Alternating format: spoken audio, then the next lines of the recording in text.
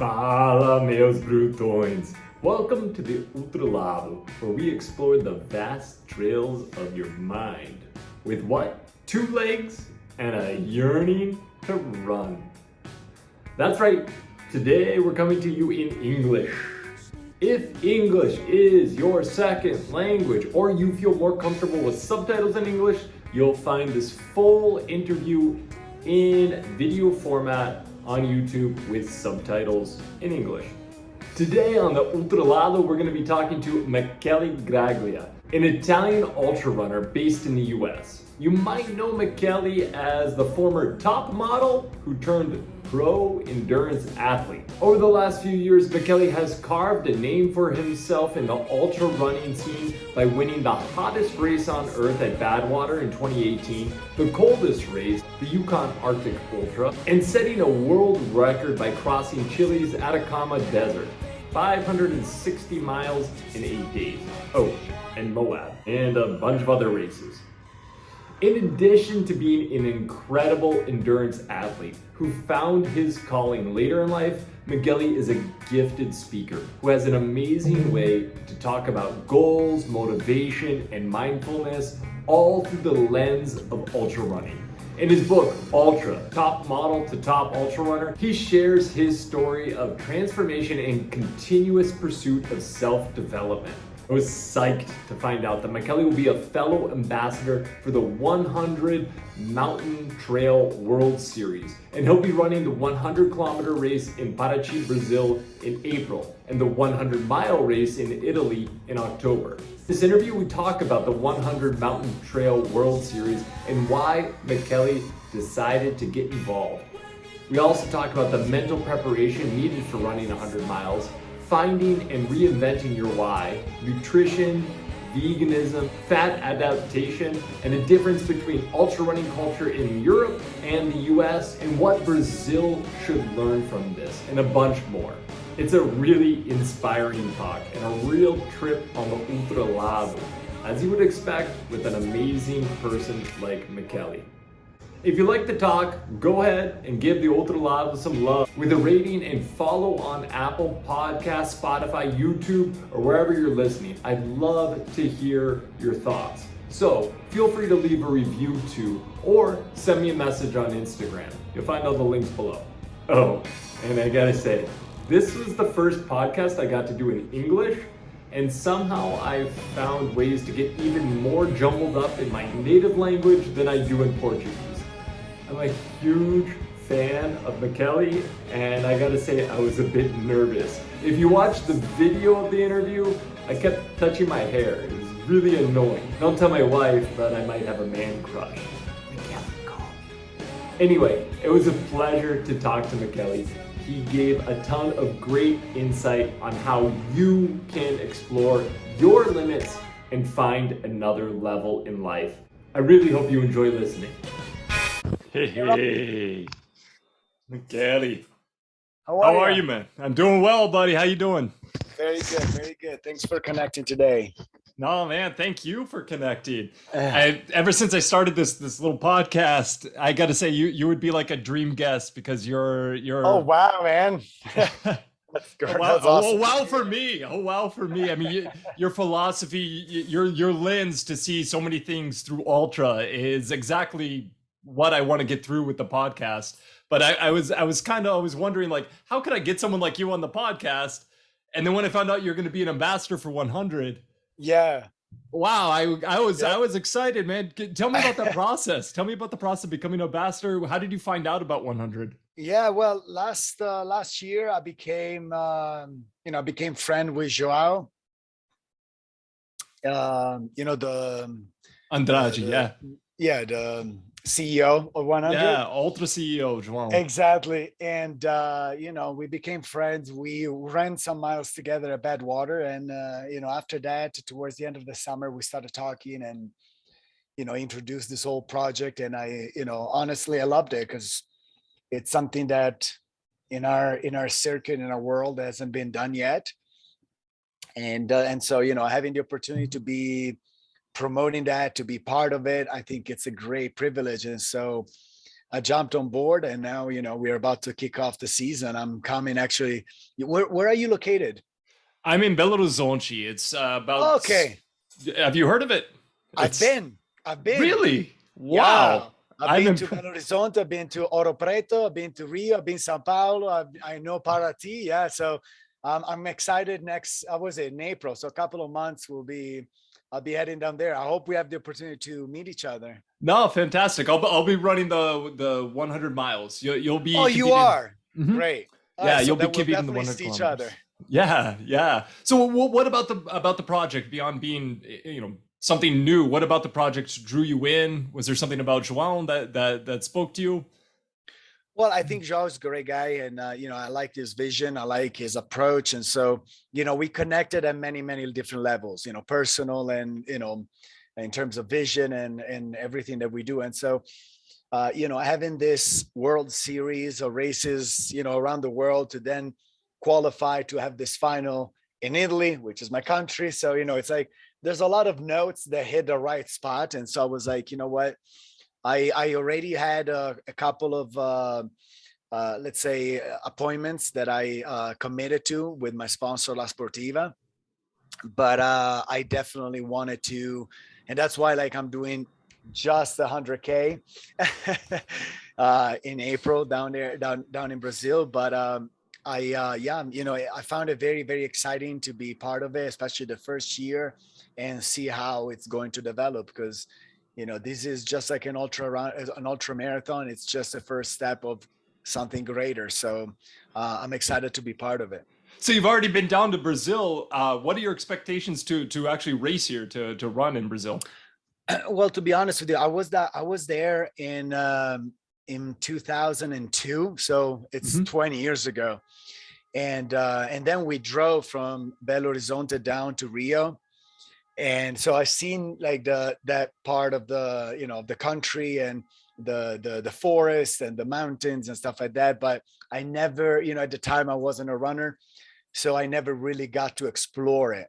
And now having the opportunity to actually come there, run with the people there, explore those trails, see those mountains, I mean, it's just a dream. That's awesome, man. Yeah, we're really excited to have you down here to compete. I wasn't aware that you'd already been down here. What do you think? What is it about? João is obsessed with this idea of 100, the 100 Yeah, miles. I yeah, think the guy is he lives and dreams 100, right? Well, yeah, what is it about this distance that you I know you find it compelling too. You yeah. Well, started out your career like that. What about right, it is right. it? Well, it is the staple. It is the staple of our community. It's a staple of our you know racing world. Of course, there are shorter and there are longer races that are as legit, but I think on a racing standpoint, the 100 miler is the new marathon. Mhm. And so it's something that could grow to an exponential level, for the fact that it's a it's a huge challenge. It's a huge journey, and being able to confront yourself with some of the best runners in the world, coming from all over, qualifying, here, there, and everywhere, and then everybody coming together for a final game in Italy. It sounds like a pretty great idea. So I supported it, and I loved it right from the get-go. And just talking more about this distance of 100, I mean, when you entered in the world of ultra, you famously you skipped a lot of steps that people would say All would of be them. I went straight to a 100. You see, it resonated with me. for people who don't know. I mean, maybe you could share, but you basically Definitely. you read a book and 5 months later you were towing the line. Yeah, yeah. That's actually how it happened. Christmas time, 2010. I was living and working in New York at the time, and I stumbled upon this book, Ultra Marathon Man by Dean Karnazes, which is like very, very famous, book in our world. And at that time, I had no idea what it was. I had no idea what we all knew marathons, but this whole concept of ultra marathons going beyond was completely, completely new and mind-boggling to me. Because we always, in a way, I always accepted that a marathon was the ultimate feat of endurance, and so finding out there are people that run twice, three times, four times as long as a marathon, he was mind blowing.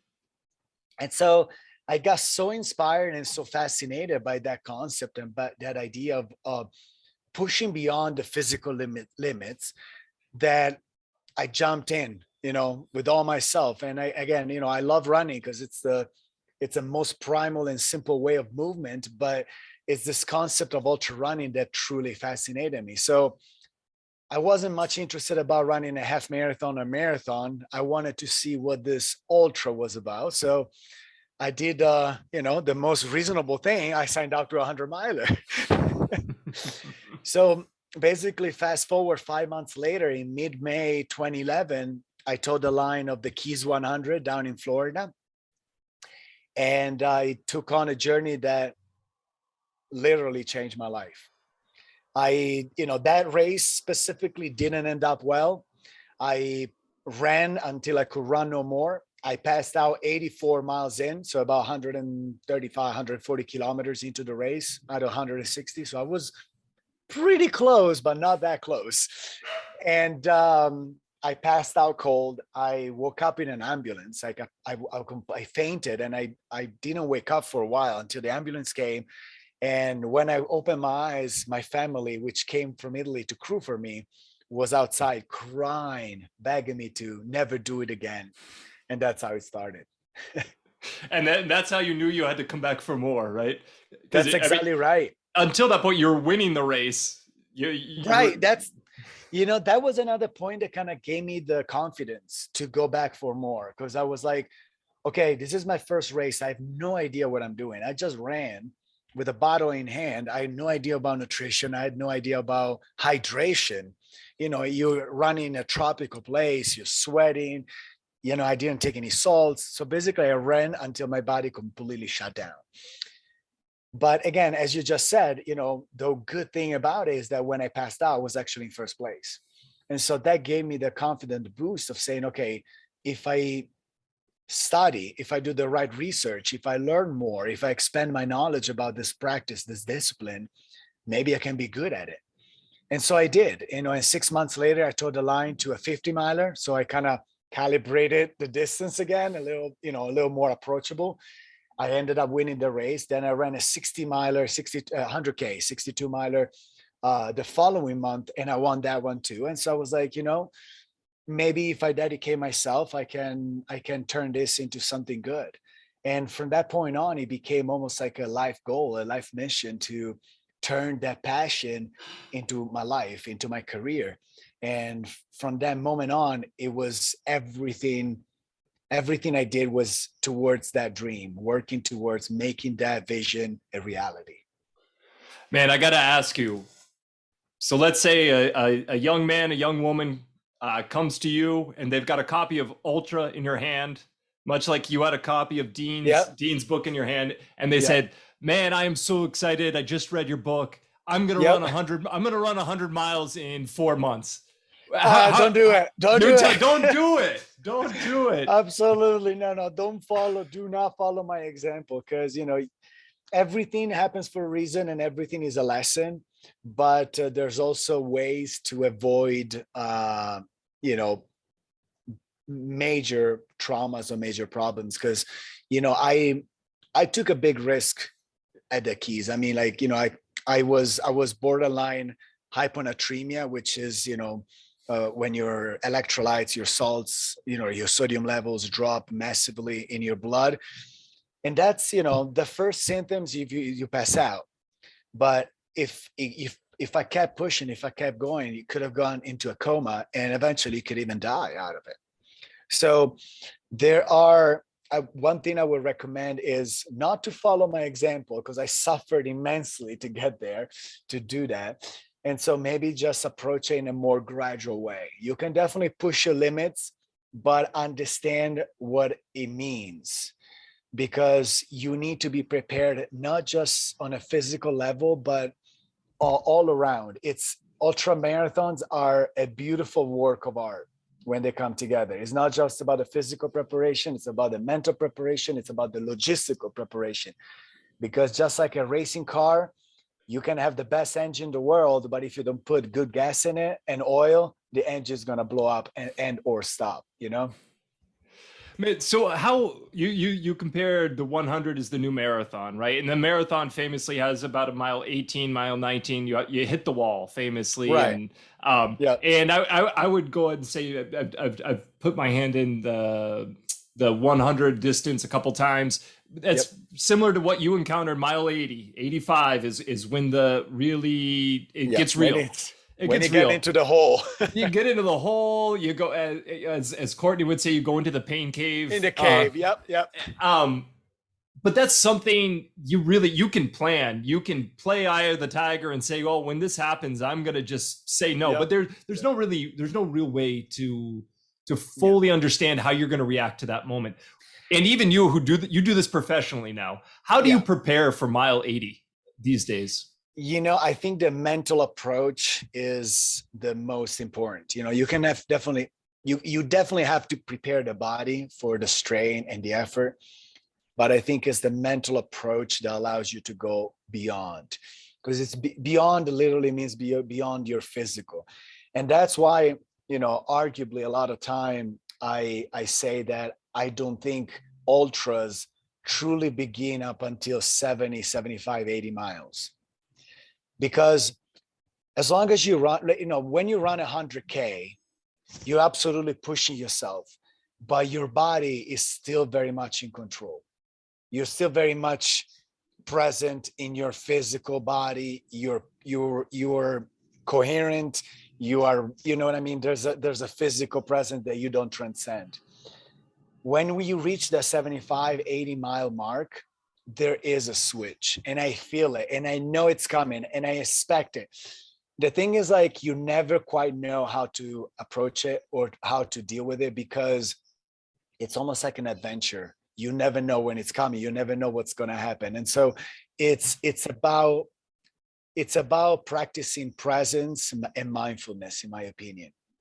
Because in those moments, if you get wrapped up in your thoughts, which take you away from your presence, you're not going to be able to address it or to confront it the way you need to. So without thinking too much of what's been or what's going to happen, because that's also the thought, you're like, okay, I'm 80 miles in, I'm destroyed. I still have 20 miles to go or more. That destroys your mind. But that's exactly when the transcendence begin, in my opinion. You transcend your physical body, you transcend the pain, you push past those limitations to find out what you're truly capable of. And once you enter the realm, it's almost like a parallel dimension to me. It's almost like living in between dream and reality. You can push for as long as you want, because there are no more restraint. The restraint comes from the mind. It's always the mind. The power of the mind is an amazing tool, but oftentimes it can become your best enemy. So you need to be able to put barriers to it and tell it, okay, this is where you become helpful. There's a great Buddhist saying that I always share.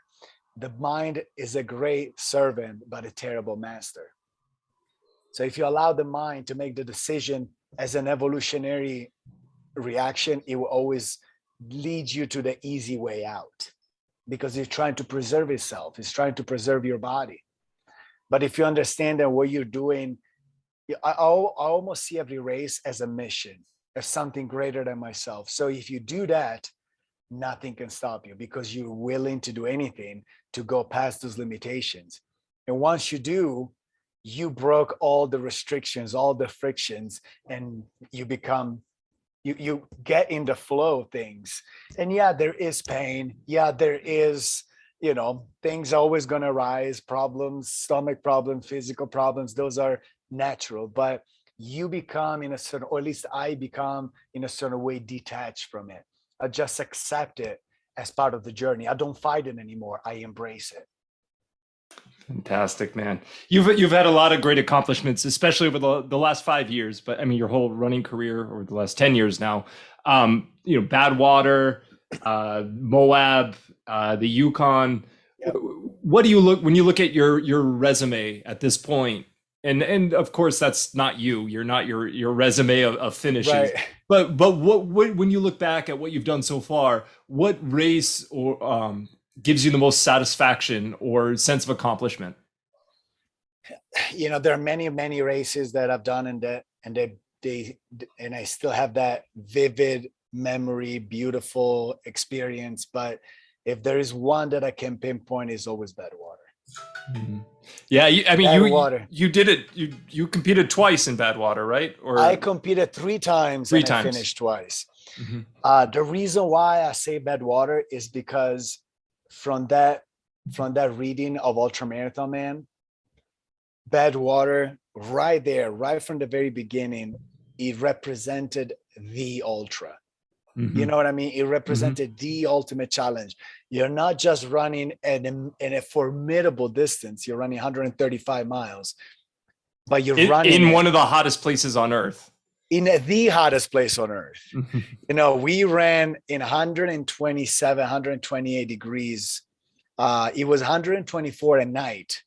And it was actually 129 during the day. So you are you're pushing your body beyond, you know, you're confronting your body with an ultra distance in an extreme environment.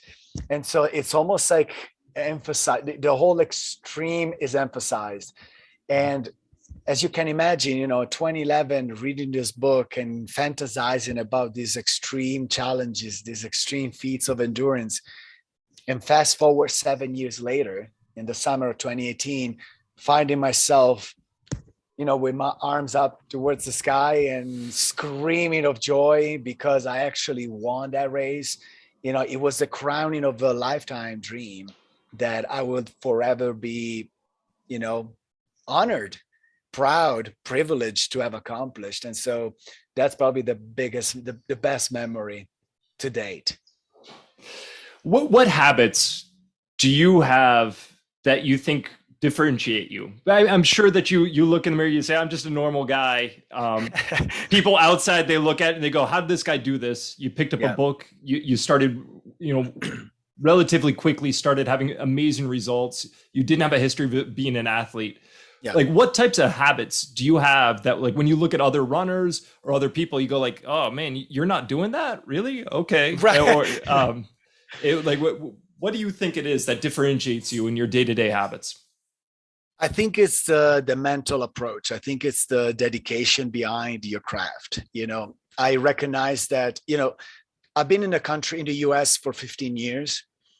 And throughout my, you know, I was in the fashion industry before. I had a pretty successful modeling career. And even through that, even before I even started running, I always kind of develop myself, or at least my mind and my approach towards that American dream mindset, which is about working hard, like dedicating your whole self to whatever you're doing, because that is part of what the American dream is about. It's about being, you know, reaching for your best self, achieving your success, whichever level we may wanna interpret it, whether it's financial or personal growth and that.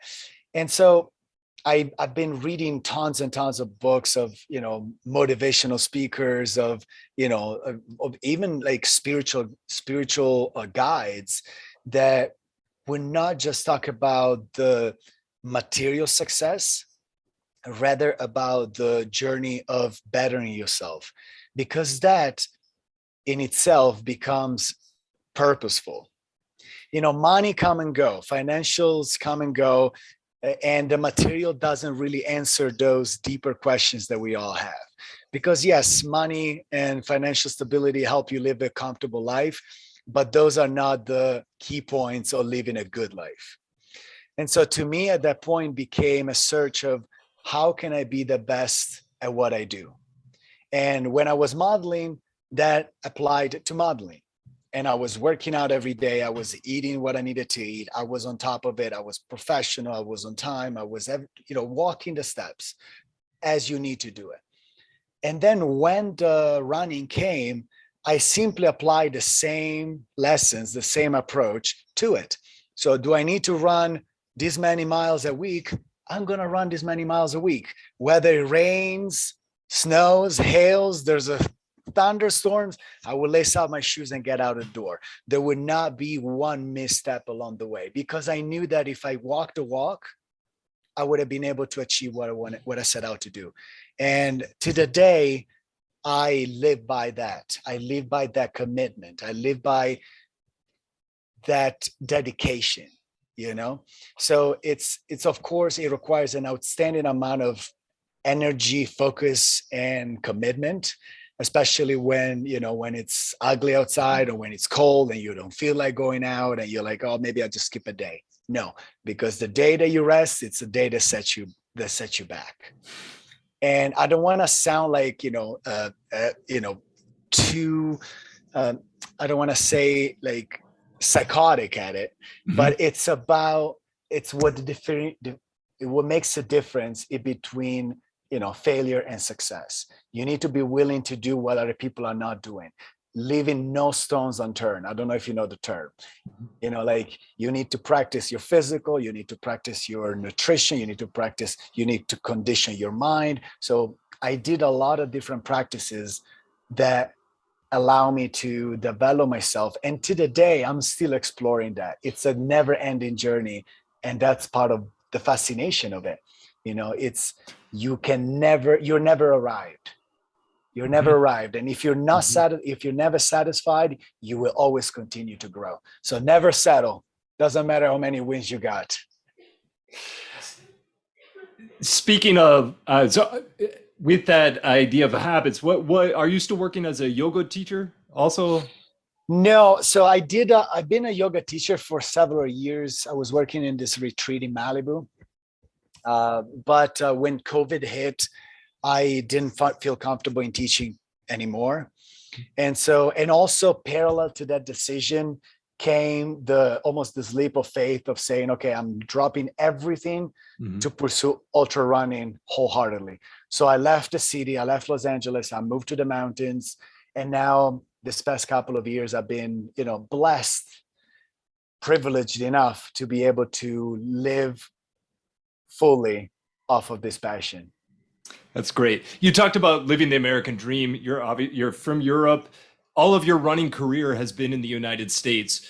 When you go back and forth, either racing, visiting family, what do you see as the biggest differences between American ultra running and European ultra running? What do you enjoy? What are the things you enjoy? What are the things that you think Europe could learn from the US? Here in Brazil, we look at both with a lot of admiration. But there's sometimes where I'm going, I don't know if that's going to be the best thing if we start introducing that in Brazil. Finding the way. How do you compare those two cultures? So I think like a decade ago when I started, the differences were a lot more marked. Now, as you just said, like it is happening in Brazil, there's a bit of a it's a flow of influences kind of reaching each other. I did race in Europe. I did some trail races. I did Ultra Milano San Remo back in 2014. So I do know the community well there, and I do know the approach. The major difference, in my opinion, is the approach. In Europe, it's very, very, very much focused on competition. It's a very, very competitive environment. Everybody is like working hard to beat the other person and winning and establishing themselves and accomplishing this and accomplishing that.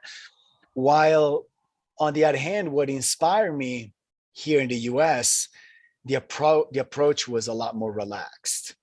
And relaxed, I don't mean not competitive, but I mean the approach towards it was a lot more about bettering yourself, like working towards being the best version of yourself, because ultimately that would put you ahead of the crowd. So it was about what inspired me at the very beginning. What fascinated me about this approach was the fact that it was about personal connection, personal growth, connection with nature, and spending time outside, exploring our beautiful environments. And so I think that, the more time you will spend outside, the more time you will work on yourself, you will also work on bettering yourself. And eventually that will show in results at the end of the day, but not focusing too much about the expectations of the win or winning because you need to have sponsors and because you need to establish yourself. And so there was this very vivid distinction. Now I think everybody's kind of starting to, you of course want to, as a runner, as an athlete, accomplish and win races, because that will kind of propel you towards the opportunity to live your dream and get sponsors and live off of the passion. But at the same time, doing it because you enjoy it, because it's your passion, because you would do it regardless, At that point, it's no longer a job, You're not doing it because you need to make money, you need to live off of it. You're doing it for the right reason that eventually brings you to be able to live off of it. And that was kind of where I came to a couple of years ago, when I decided to let everything behind and dedicate myself to this craft 100%. So what message would you have for Brazil? I'll be honest, man. It's a quickly growing sport here in Brazil. Yeah. But I mean, think where the US was about 8 years ago. Think about the problem you have today, where you're gonna go, I'm gonna listen to a podcast. Oh, should I listen to Dylan Bowman? Should I listen to Trail Running Nation? Should I and you got a whole list. You go, oh, I'm gonna watch some YouTube video. Oh, should I watch this about David Goggins' methods? Right. We don't have any of those problems in Brazil, because it's a beautiful canvas. We have incredible trails. It's an empty canvas still. Yeah. It's an empty, but it's a beautiful canvas already. Yeah. For us to explore. What message would you have for Brazilians then? The message, the most worthwhile message to me, it's about the pursuit. Find the purpose behind it, because eventually that will fulfill you. And once you feel purposeful and fulfilled by what you do, all the hurdles, all the obstacles, all the failures, and here I'm talking as a runner, as an athlete, as a racer, okay? It's in my opinion, it's about detaching from the expectations of what you think you need to do or what you think you need to accomplish.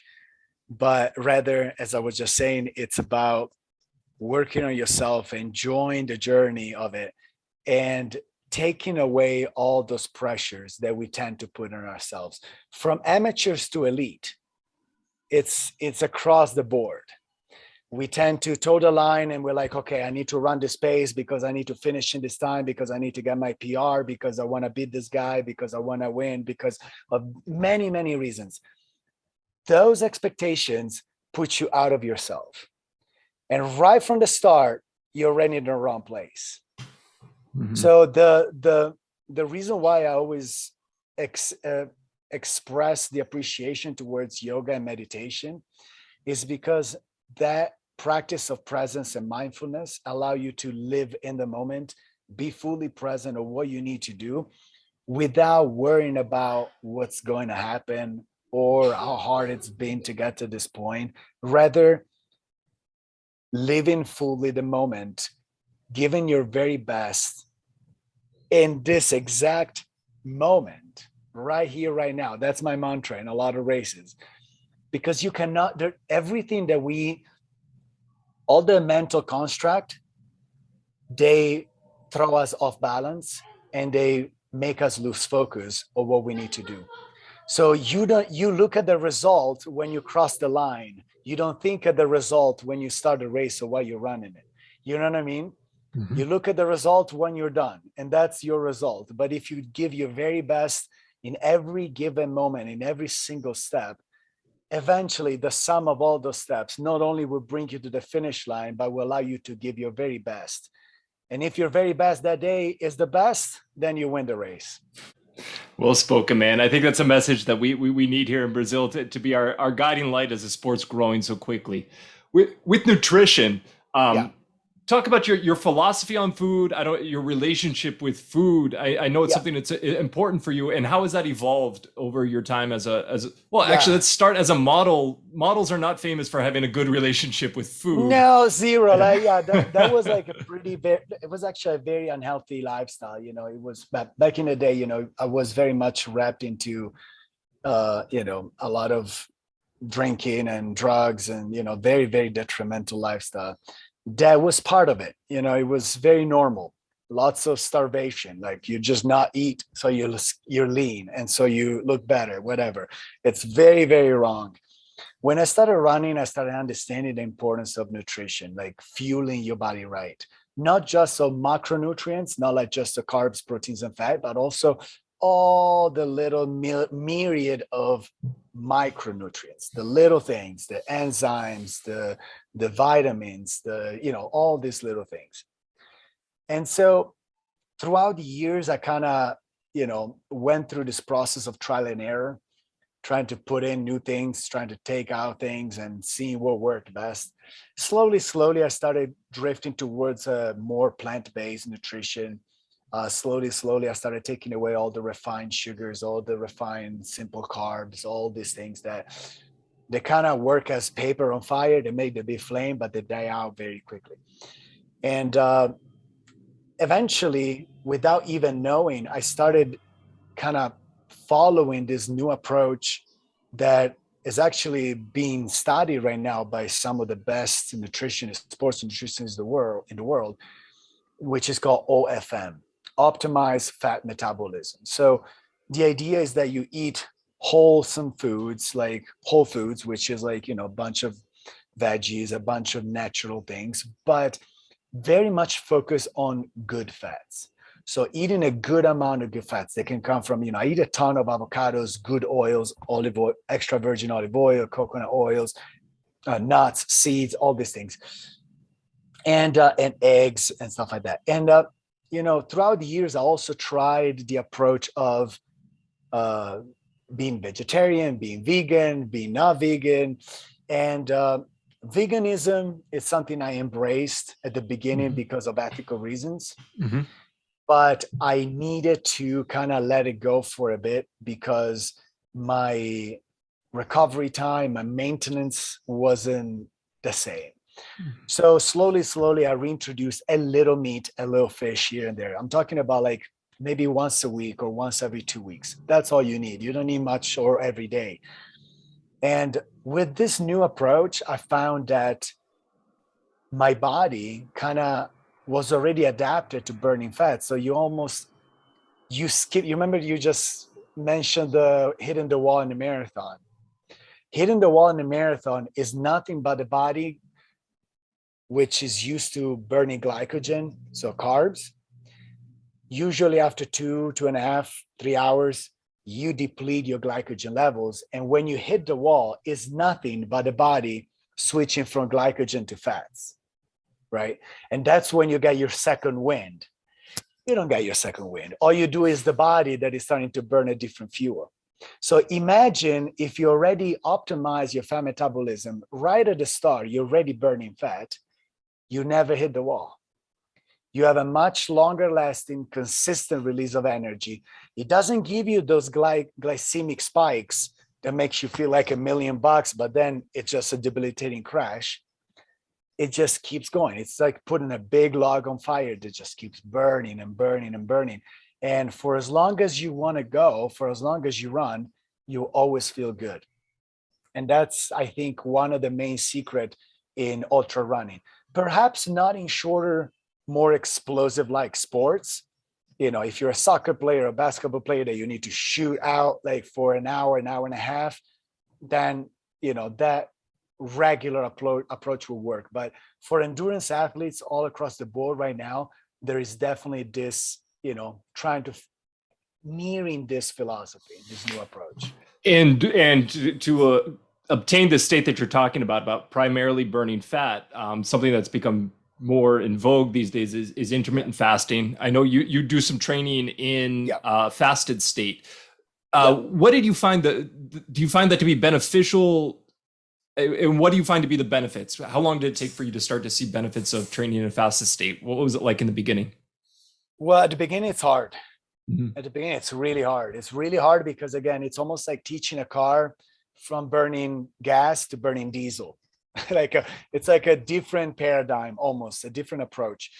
So at the very beginning, it becomes hard because your body's still addicted and used to that glycogen top off. So, and that's why, like, you see a lot of people, they have breakfast, and then mid-morning they need a snack, otherwise they feel faint, they feel like lightheaded. So you can make it to lunch and then have a snack in the afternoon, otherwise you cannot make it to dinner, right? So that's a constant search for fuel, constant search for energy. Once you take the time, and I'm talking about the adaptation period, it could take up to 2-3 months, is lowering the carbs intake, ramping up the fats and some protein more. And what happens at that point is, whether you eat or not, you are fine. Mm-hmm. Like last fall, I did a reset of 5 days fast. And the first day you kind of get a little groggy because you have the habit of eating. It's more about the habit more than the need. But then the other 4 or 5 days, I would go out running and I was perfectly fine. 5 days of no eating nothing and still training.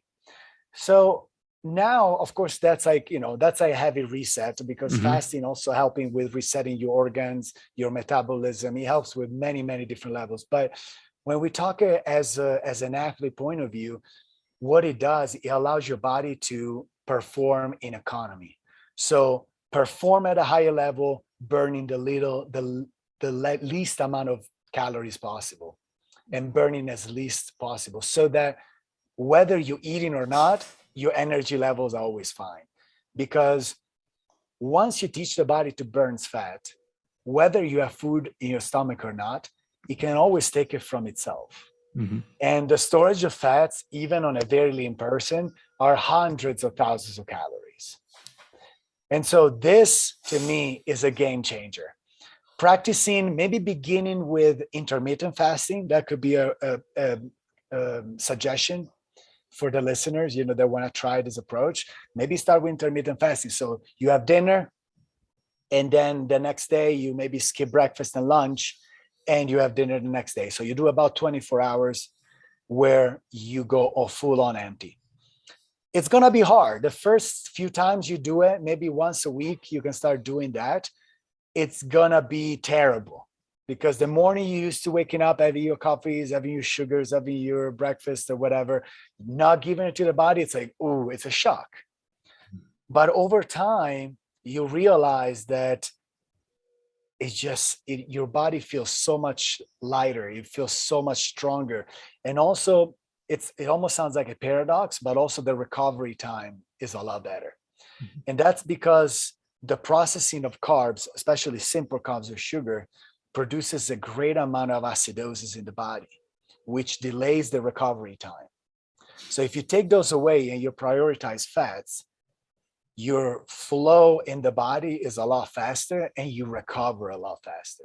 So there's that, like, we could talk, this is like one of the most important topics, and it's so deep and so it's a constant evolution of the thought of this philosophy, and we could keep talking for hours. No, I could geek out on this all day. And yeah. I had like a whole list of questions about food that I won't even get to. I hope I explained it well, but again, I think you did a fantastic job. You did a fantastic job, man. I mean, one thing I would add to it, and you hinted at this, is the incredible mental benefits. I know for myself, I stopped using food as an excuse.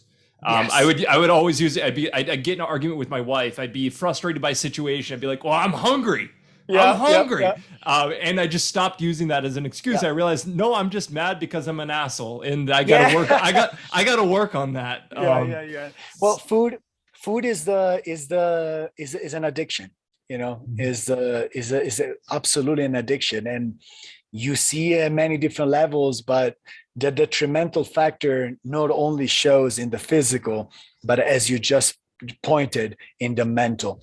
You have a mental clarity, a mental control, a mental stability, balance, center, whatever we want to call it, because you're no longer searching for the next top off, but whether you eat or not, you're perfectly fine. And that gives you that mental clarity that, in my opinion, allows you to reach higher levels of personal development. That's great. And one last thing about food, because again, I could talk about this all day. When you were eating mostly vegan, this sounds like a funny question for people who are not in this community, but Yeah. were you openly vegan when you were vegan? Was that something, because what happens a lot is an athlete of your caliber becomes vegan and it gets celebrated. Oh yeah, absolutely. It was.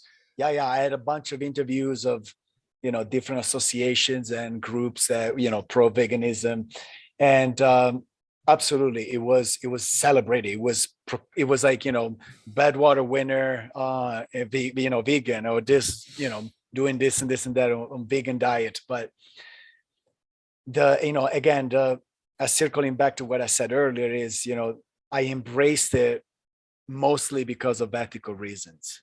Mm-hmm.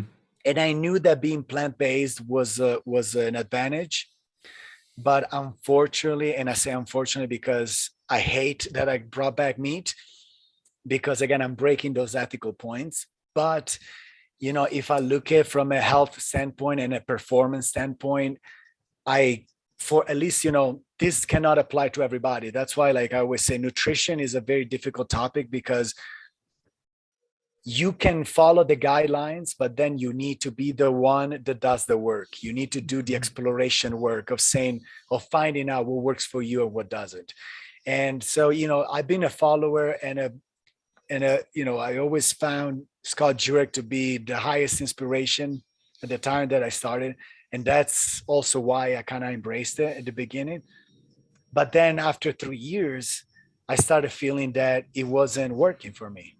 Mm-hmm. And so I needed to adjust a little bit. And unfortunately, unfortunately, that's where I'm at right now. Completely get what you're saying, because like you said, ideally that's the way you don't want to see any animal suffering. This idea that you're helping the environment also. Yeah, exactly. There's so many of these good things that that make people become vegan, and which makes it difficult to step out of it sometimes too, because you feel like you're letting people down.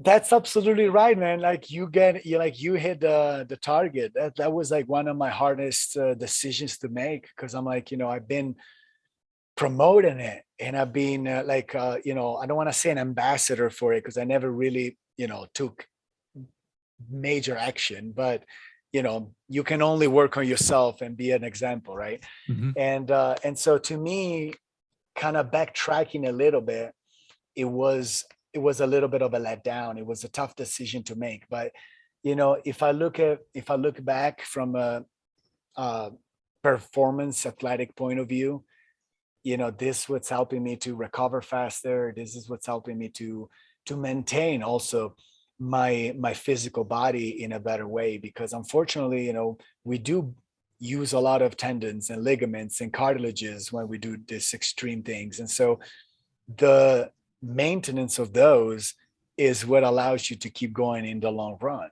Mm-hmm. And I don't want to be critical about vegans or Scott Jurek in particular, but you see Scott has been breaking down.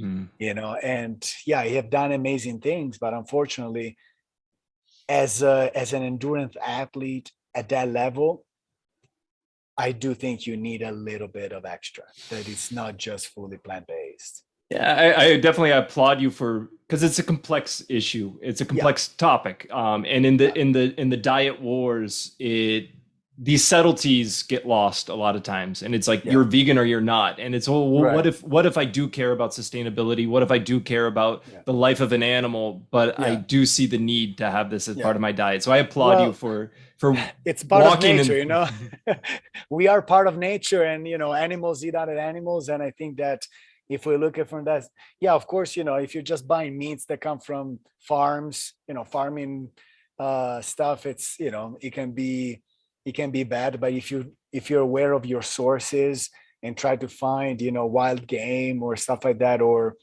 cage-free chickens that lay their eggs in peace, and they, you know what I mean? There's I think the happy cow. It's it's hard to say, you're taking a life of an animal, but there are ways to make it feel more natural and less, constructed, whatever it is. Mm-hmm. Definitely. Or less impactful on the planet. But this is a deep hole, man. It's a deep hole. But that's where we go on the Ultra Lado. We go exactly. We go all through the prism of running. There's plenty of places you can explore, man. in your book, a pivotal moment in your book is when you're looking out the window of your apartment, and you have all this outward success, that everybody would, I think most people would look at and go, "Wow, this guy's got it all." But you knew that you had nothing, and you're looking out the window, and you have this moment of maybe suicide. What would you say now? What, 12 years later, even more? 13 almost. 13. What April advice? 2009. I can almost tell you the night, but it was one of those, always gets goosebumps just thinking about it. It's one of those moments in your life that where everything changes, Mhm. And so that night. What advice? What advice? If you could pull up a chair next to Michele at that hour, what advice would you give him? What would you?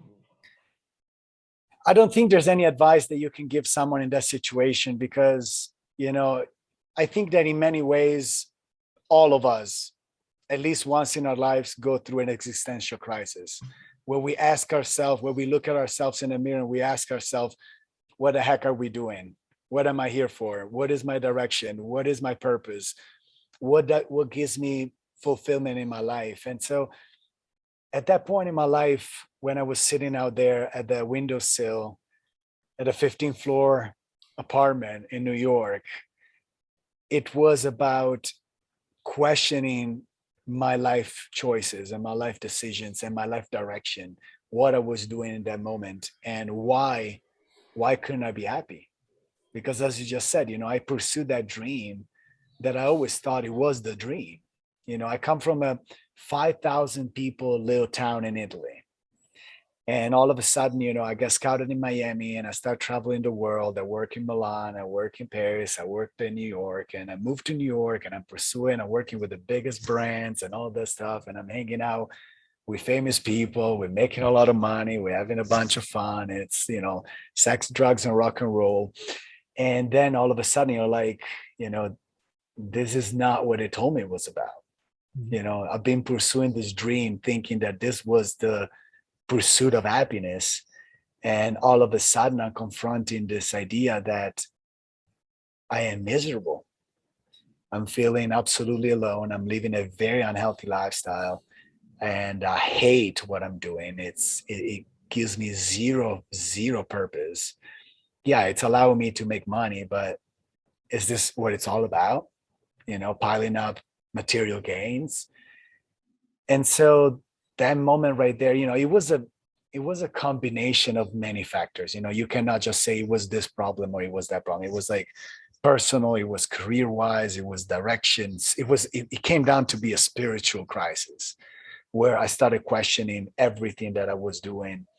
I wasn't content. I wasn't satisfied who I was becoming. And so at that point, when you're at bottom of the pit and everything is dark, it's easy to lose faith, right?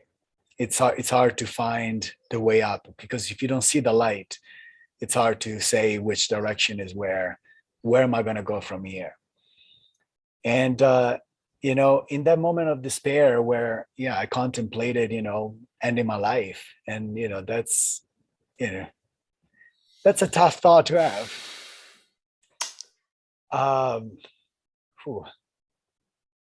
So it's one of those moments where I came to just realize that I was 27 years old. I was still young, and the love of the family came to mind, and I'm like, they don't deserve this, because this is a very egotistical choice. I'm just gonna pull the plug and fuck it. But how are they gonna feel about it? Because they gave me everything, and the appreciation towards their love and dedication, the gratitude towards that brought me back to my senses and brought me back into the room, and with the understanding that I could have changed my direction. And so from that moment on, I was committed to find what direction was, what that direction could have been. And it still took several months, actually over a year, to be honest, or a year and a half, because that was spring 2009. And I didn't read Ultramarathon Man until Christmas time 2010. So a year and a half later, eventually, I was still working in modeling, but I was changing my lifestyle. I was becoming more aware of my choices. I was trying to find a way out. And just like a beacon of light, the Incarnazza showed me the way. I don't know why. Don't ask me. I don't know why. I don't know the reason of it. But for whatever reason, it was so clear. I was like, I read, what he was saying, it resonated with me. What he was saying, it was compelling. And I very much understood where he was coming from. Because I don't know if you had a chance to read that book, but he came to some sort of existential crisis on his 30th birthday.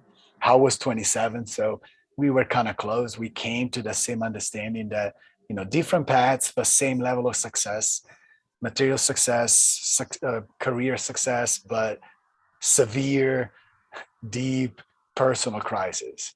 And so I was like, you know what, if running extreme distances in extreme conditions worked for him, maybe it might work for me. So, bought a pair of shoes, started running laps in Central Park. And, I feel very privileged to be here today telling my story. That's beautiful, man. It helped you find something that you talk about a lot is your why, your purpose, but you also talk about reinventing your why, and taking a look at that and really questioning, saying why to your why even. Yeah. What is your why now? What's driving you forward in ultramarathon? That's the hardest question you need to ask pretty much every single day and every single season, because as you just said, my why 11 years ago was not the same why I had 5 years ago, and it's not the same why I had right now. The one common thread, the one common point is the personal discovery, like developing the sense of personal connection, personal growth, and development, because ultimately that's all we got. And that's why I find it to be purposeful. A lot of time I risked being wrapped up in the thought of connecting my why to the performance, to the accomplishment, and say why I want to win this race is because I want to be recognized, right? Because I want to it circles back to what we were saying earlier about the approach.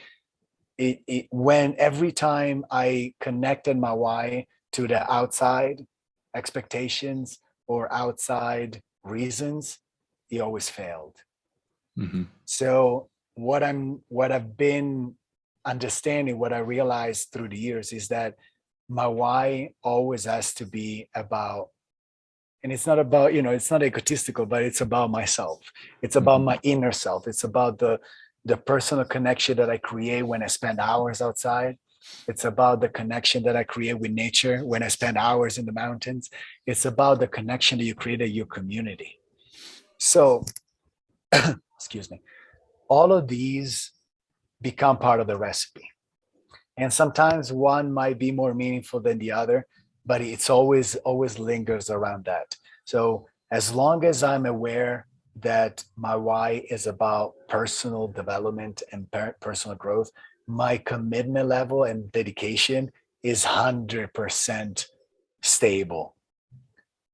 I know what I need to do. All I have to do is get up and do it. It's almost like you need to do your homework to pass the test, and that's it. But you don't need to think about passing the test and the grade that you're getting. It's about expanding your knowledge, right? In the same way, here we're expanding our personal knowledge. We're developing our physical self. We're developing our mind, and we are raising our awareness and consciousness, even, if you will. It's fantastic, man. All right, so now we got the Giro no Ultra Lado. It's speed work on the other side here, yes. on the ultra side. So quick questions. I'm sure you've done this before. Let's go. All right, a race on your bucket list. Spartathlon. Favorite catwalk song? Milan. Carl Jung, Spinoza, Gurdjieff, Thoreau. Who do you want as your ultra running coach? Thoreau. 100%. I think for life, Although Carl Jung too, yeah. young would be good. Gurdjieff I like because he would was go like physical. a bit of both. They're a little different. They're very different actually. So one more in a spiritual, the other one more in a natural. So I'll take both. But you got to get in shape for the next 100. You got to go with one. So exactly. So Exactly. I might go with Gurdjieff, but I don't know. One book other than Ultra, your book, someone you were training has to read to understand your methods better.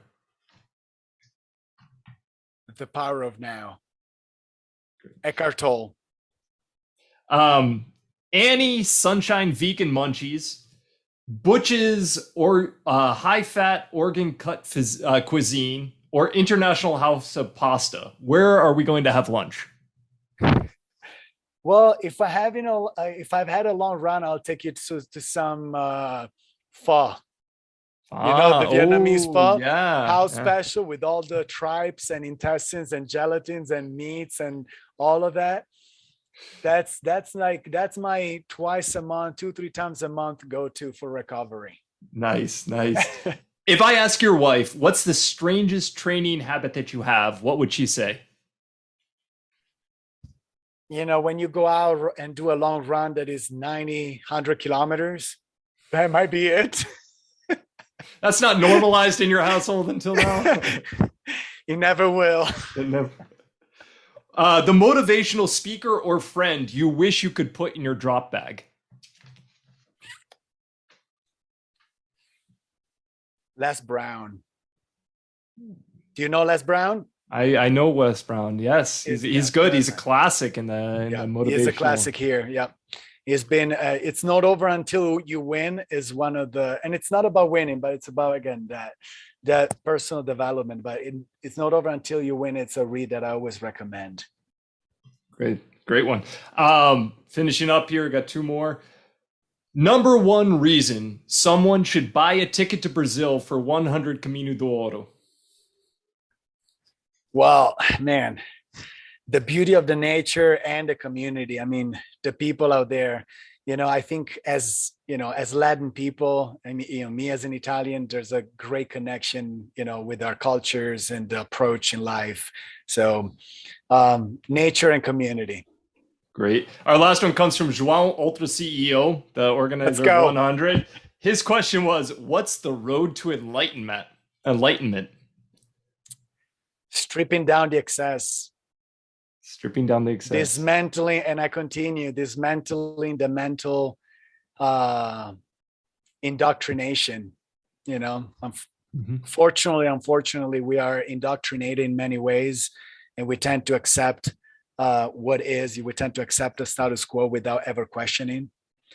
And so I think dismantling the mental barriers to be able to find out who we are, who we truly are, connect with ourselves, to ultimately find out what we're capable of. And this transcends the athletic pursuits. It becomes a life motive. So yeah. Great, man. Great. 7-year cycles. I've heard you talk about 7-year cycles. For you, after 7 years of training for Ultra, you won Badwater. You get a call from Dean, and yes, and that's a huge thing for you. Can you believe it? That's amazing. That's amazing. At the end of this next 7-year cycle that you're currently in the middle of, what would be the cherry on the top for you that would make you say these 7 years were a success? Well, as of right now, I'm working towards one of the biggest challenges that I've ever faced. And it's a race that I tried 3 times. I haven't finished 3 times. And this season, I'm going to the Alps all summer to be able to train properly. Tour de Jean. That's okay. Yes. That's my monster. That's the monster I've yet to defeat. So I am I'm coming to Brazil almost in preparation for, to gear up for the summer. Then in May, I'm going to go to Europe and spend the whole summer in the Alps to be able to train properly for this monster of a race. And, that will be the crowning of another huge dream. Fantastic, man. So I'm looking forward to seeing you in April, man, here in Brazil. Likewise. We're all excited. And Are you going to bring the family? Are you going to be able to spend some time here? Or I don't know yet because it's gonna be right in between our move. Mhm. So I'm gonna try to set up my move around that time so that when I come back from Brazil, I hop on a plane, pack my stuff, hop on a plane, and go to Italy. So we're still working on it, but I'll definitely have some friends coming.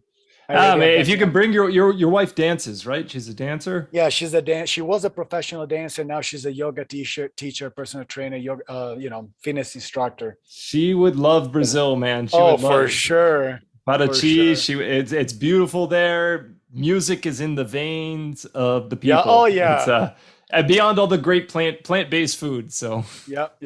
I'm looking forward to that. And man, it's been a great pleasure to connect with you. Thank you so much for this awesome interview. the pleasure was mine, man. Thank you so much. Nice, right? That guy is pretty cool. You should definitely check out his book, Ultra, From Top Model to Top Ultra Runner. And if you want to toe the start line with Michele in Brazil or in Italy, check out the OneHundred Mountain Trail World Series. I'll leave the links in the show notes. There, you can also find me on Instagram and send me a message if you have any questions or comments about this interview or questions about the OneHundred Mountain Trail World Series. It was great to take a trip on the Ultra Lado with you today. I hope you found some new tools to help you explore your limits and find another level at what you're doing. Ciao.